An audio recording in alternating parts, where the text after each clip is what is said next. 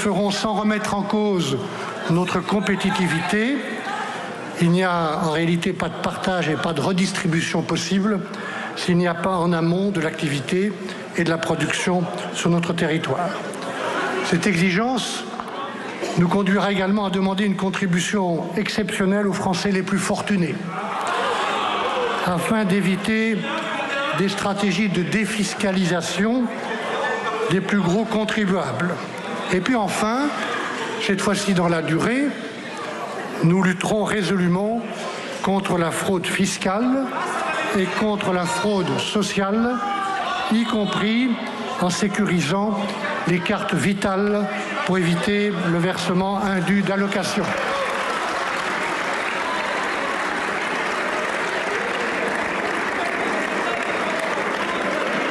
Sur ces questions budgétaires, il y aura donc des choix sérieux et graves à faire, et à faire avec vous, mesdames et messieurs les députés, au moment de la discussion du budget.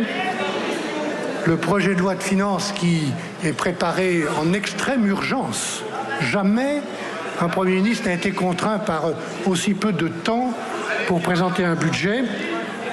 Ce projet de loi tient compte de cette nécessité de redresser les comptes.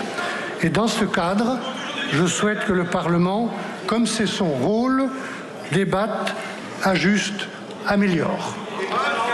S'il y a urgence à redresser la barre, je pense aussi qu'une bonne politique budgétaire se conduit dans la durée. Je souhaite donc que dans les ministères et chez les opérateurs publics soit engagé un effort de productivité contractualisé en responsabilisant chacun des directeurs d'administration centrale.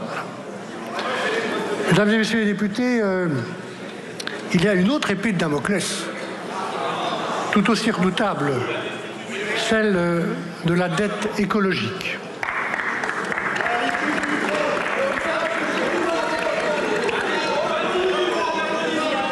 Nous n'héritons pas la terre de nos ancêtres, nous l'empruntons à nos enfants. Cette priorité m'a accompagné tout au long de ma vie publique, depuis mon tout premier engagement aux côtés du tout premier ministre français de l'Environnement, dans mon pays de Savoie, à l'Assemblée nationale et au Sénat, où j'ai eu l'honneur de siéger, au ministère de l'Environnement, puis au ministère de l'Agriculture et de la Pêche, à la Commission européenne enfin. Elle sera au cœur de notre action. Parce que j'ai en mémoire, mesdames et messieurs les députés, la recommandation d'un homme d'État que je respectais et que j'admirais, Pierre Mendès France, qui recommandait de ne jamais sacrifier l'avenir au présent. Ne jamais sacrifier l'avenir au présent. J'entends bien ceux qui disent à quoi bon, que faire pour la France seule face à un problème qui concerne l'ensemble de l'humanité. Moi, je pense qu'on peut faire beaucoup. Nos émissions de gaz à effet de serre ont à nouveau diminué de 3,6% au premier semestre 2024. C'est la preuve que les efforts payent.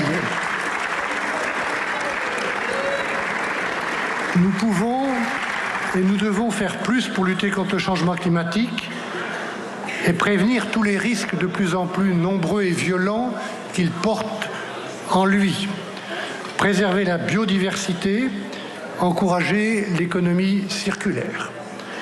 Nous devons agir plus concrètement au sein de l'Union européenne et dans le cadre des accords de Paris.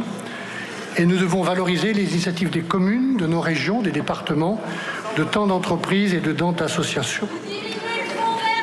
La transition écologique doit être l'un des moteurs de notre politique industrielle. Décarbonation des usines, encouragement à l'innovation, implantation de nouvelles industries de la transition, renforcement de nos filières de recyclage. Je crois, et depuis longtemps, à une écologie des solutions. Ensemble, nous allons agir aussi sur l'offre énergétique, en poursuivant résolument le développement du nucléaire, et notamment le discours de politique générale de Michel Barnier. Mais aussi en poursuivant le développement des énergies renouvelables. en mesurant mieux, dans certains cas, je pense aux éoliennes, tous leurs impacts. En valorisant la biomasse pour décarboner efficacement la production de chaleur et de gaz. En développant la filière française des biocarburants pour l'aviation. Et enfin, j'y reviendrai, dans les Outre-mer, qui sont engagés vers un objectif de 100% d'électricité renouvelable en 2030, seront développés des laboratoires d'innovation pour le solaire et la géothermie. Ensemble, ainsi, nous devons maîtriser, poursuivant les efforts engagés, nos besoins d'énergie en faisant preuve de sobriété et d'efficacité. Nous allons mieux cibler, mesdames et messieurs les députés, nous allons mieux cibler l'accompagnement des particuliers et des entreprises, notamment pour la rénovation thermique des bâtiments. En attendant, le diagnostic de performance énergétique sera simplifié et son calendrier sera adapté. L'État qui, avec ses opérateurs, les plus gros propriétaires immobiliers et fonciers du pays, doit être aussi exemplaire et il réduira cette consommation d'énergie en isolant les surfaces qu'il gère. Pour tout cela, les travaux de planification vont reprendre immédiatement. La stratégie française énergie-climat, le 3e plan national d'adaptation au changement climatique, la nouvelle programmation pluriannuelle de l'énergie, voilà les outils dont nous disposons et que nous allons utiliser. Je voudrais dire un dernier mot sur ce sujet de la question de l'eau. Sécheresse ou inondation, conflit des usages, pollution des nappes phréatiques, envolée des prix.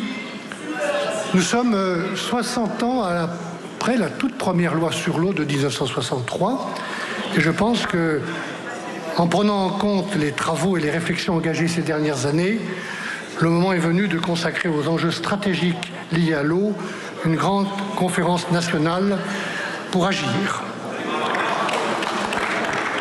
Ces deux réalités budgétaires et climatiques, mesdames et messieurs les députés, certains veulent les nier ou les ignorer.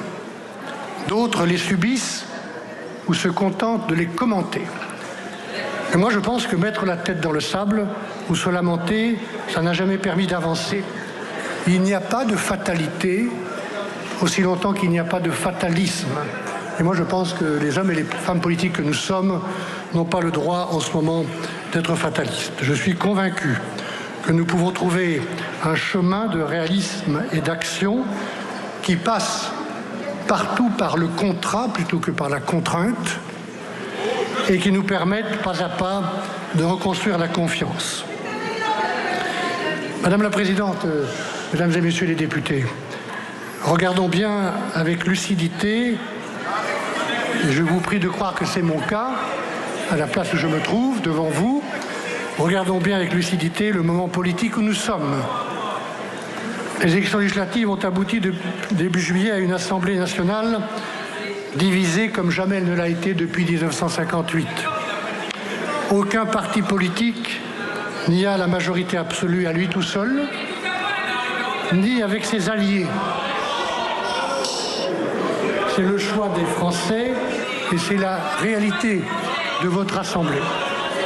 Pour autant, les Français ne nous pardonneraient pas l'immobilisme dans les 3 ans qui viennent.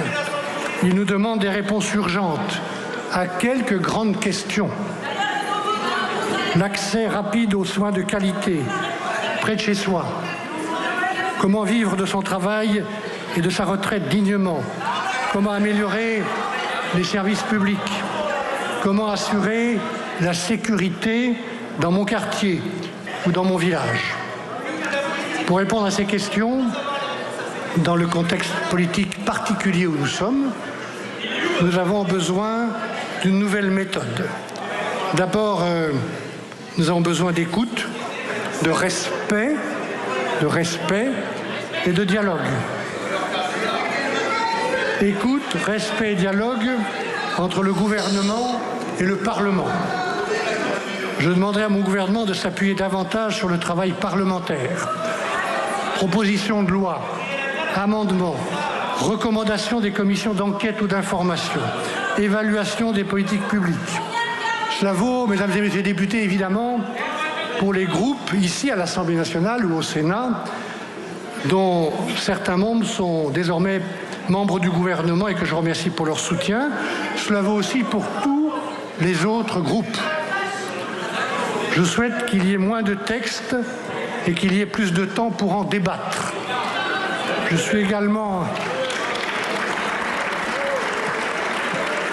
Vous êtes sur France Info, le discours de politique générale de Michel Barnier. Prêt à un partage de l'ordre du jour, Madame la Présidente, plus importante au gouvernement et le Parlement, conformément à l'article 48 de la Constitution, pour accueillir des propositions de loi transpartisanes et ambitieuses pour le pays. Cela a été fait dans le passé, notamment pour la loi organique relative aux lois de finances, et cela pourrait être fait à l'avenir sur de grands sujets, je pense, au handicap.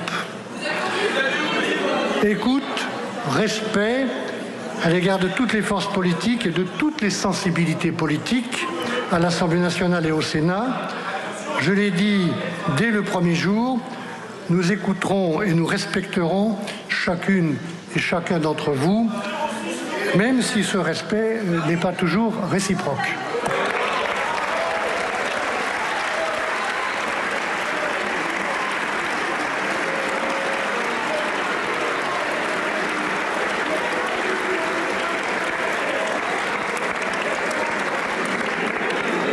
Enfin, j'ai bien entendu les appels à davantage de représentativité. Je suis prêt. Le gouvernement est prêt.